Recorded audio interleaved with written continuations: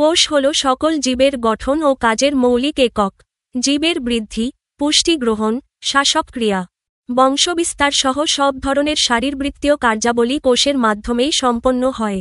উদ্ভিদ ও প্রাণী কোষের গঠন ও অঙ্গাণুগুলোর মধ্যে কিছু মিল থাকলেও কিছু গুরুত্বপূর্ণ পার্থক্যও রয়েছে।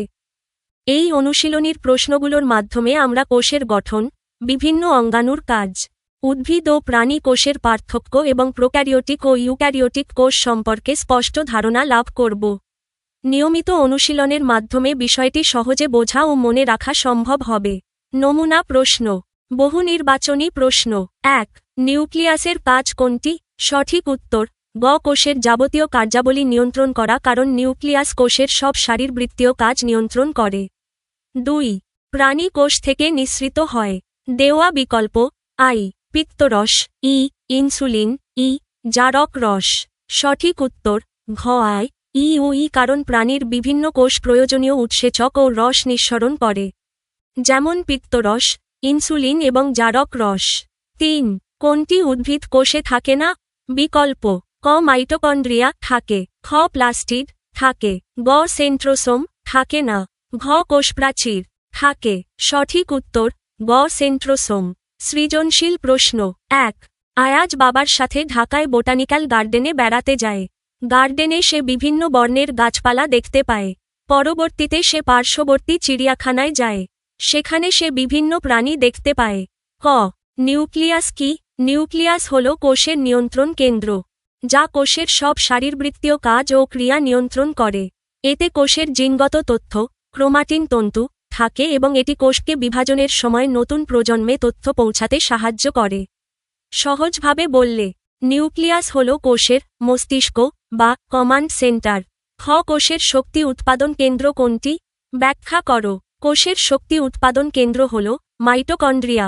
ব্যাখ্যা: মাইটোকন্ড্রিয়া হল কোষের শক্তি কারখানা। এখানে শ্বসন প্রক্রিয়া, রেসপিরেশন হয়, যার মাধ্যমে খাদ্য থেকে এডেনোসিন ট্রাইফসফেট, এটিপি বা শক্তি উৎপন্ন হয়। উৎপাদিত শক্তি কোষের সমস্ত শারীরবৃত্তীয় কাজ যেমন বৃদ্ধি, চলাচল, বিভাজন এবং অন্যান্য ক্রিয়া সম্পাদনে ব্যবহৃত হয়। মাইটোকন্ড্রিয়া ২ স্তর বিশিষ্ট ঝিল্লি দ্বারা আবৃত থাকে, বাইরের স্তর মসৃণ, ভিতরের স্তর ভাঁজযুক্ত। সহজভাবে বলতে গেলে, মাইটোকন্ড্রিয়া কোষকে চলতে ও কাজ করতে সাহায্য করার জন্য শক্তি সরবরাহ করে। গ. আয়াজের পর্যবেক্ষণকৃত প্রথম জীবগুলো বিভিন্ন বর্ণ ধারণ করার কারণ কি?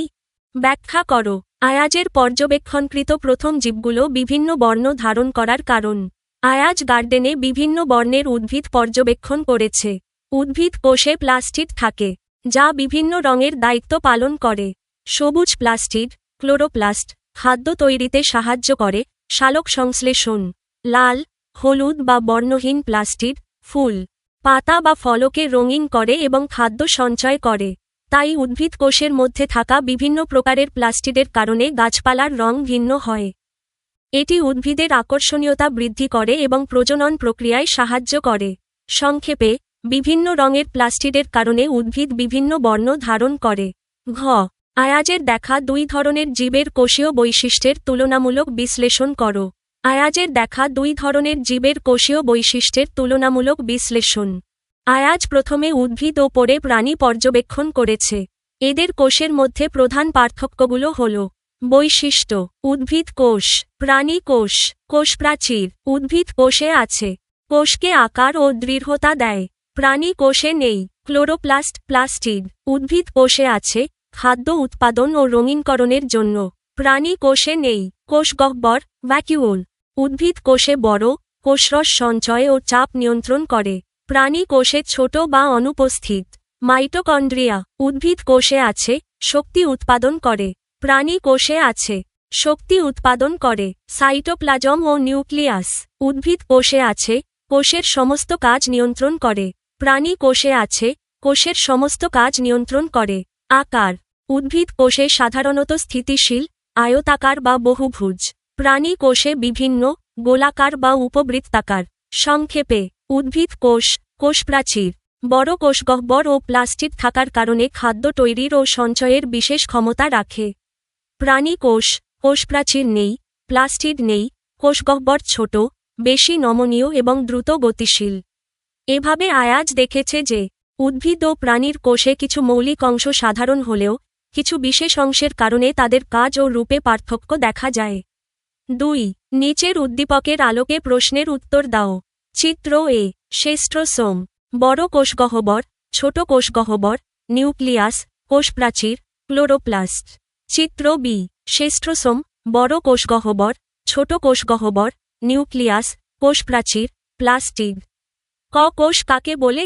কোষ হল জীবদেহের গঠন ও কাজের মৌলিক একক, অর্থাৎ প্রতিটি জীবের শরীর ছোট ছোট একক দ্বারা তৈরি। কোষেই জীবদেহের সমস্ত শারীরবৃত্তীয় কাজ সংঘটিত হয়। উদাহরণ, ব্যাকটেরিয়া বা প্রোটোজোয়া এককোষী, মানুষ বা গাছ বহুকোষী। বহুকোষী জীবের বিভিন্ন কোষ একত্রিত হয়ে কলা, টিস্যু, এবং কলা মিলিত হয়ে অঙ্গ, অর্গান, গঠন করে।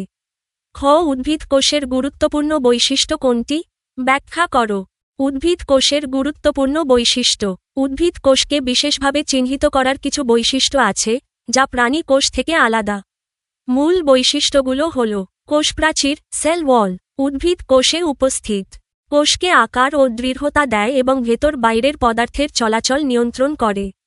ক্লোরোপ্লাস্ট, প্লাস্টিড, ক্লোরোপ্লাস্ট, প্লাস্টিডস, খাদ্য উৎপাদন ও রং প্রদানে সাহায্য করে। সবুজ প্লাস্টিড সূর্যালোক ব্যবহার করে খাদ্য তৈরি, সালোক সংশ্লেষণ করে।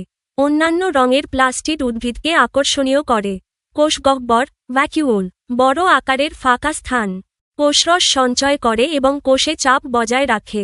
স্থির আকার। উদ্ভিদ কোষ সাধারণত আয়তাকার বা বহুভুজ আকৃতির হয়।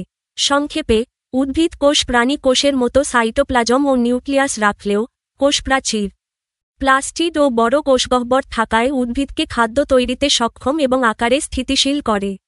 সহজভাবে বললে, উদ্ভিদ কোষের বৈশিষ্ট্যগুলো উদ্ভিদের খাদ্য তৈরির ক্ষমতা, সঞ্চয় ও দৃঢ়তা নিশ্চিত করে। গ তারকাচিত্র এতে অবস্থিত প্রয়োজনীয় অঙ্গাণু ব্যবহার করে প্রাণী কোষের একটি চিহ্নিত চিত্র অঙ্কন করো। প্রাণী কোষের চিহ্নিত চিত্র অঙ্কন। বাহ্যিক আকৃতি। একটি অমসৃণ, সোজা না থাকা বৃত্তাকৃত আকার আঁকো। এটি হবে কোষের কোষপ্রাচীর, কোষ ঝিল্লি, সেল মেমব্রেন। প্রাণী কোষে কোষপ্রাচীর নেই, শুধু ঝিল্লি আছে। কোষের কেন্দ্র। মধ্যবিন্দুতে একটি বড় বৃত্ত আঁকো। এটিই হবে নিউক্লিয়াস, নিউক্লিয়াস।